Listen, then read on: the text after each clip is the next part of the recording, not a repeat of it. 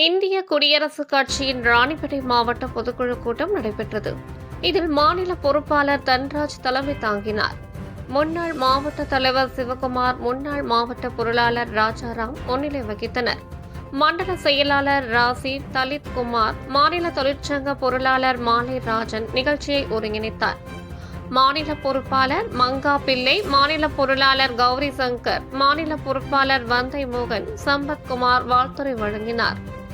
இந்திய குடியரசுக் கட்சிகள் மாநில தலைவர் டாக்டர் செகு தமிழரசன் சிறப்புரையாற்றி, மாவட்ட தலைவராக குசேலன், மாவட்ட செயலாளர் பாரத், மாவட்ட பொருளாளர் செல்வராஜ், மாவட்ட அமைப்பு செயலாளர் ரஞ்சன், மாவட்ட துணைத் தலைவராக மூர்த்தி சுரேஷ், மாவட்ட இளைஞரணி செயலாளராக ரூபன் போன்றவர்களை புதிதாக ராணிப்பேட்டை மாவட்ட பொறுப்பாளர்களாக நியமனம் செய்தார்.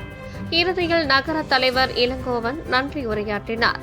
எஸ்கே லோக்கல் செய்திகளுக்காக செய்தியாளர் ஸ்வேதா எஸ். கார்த்திகேயன்.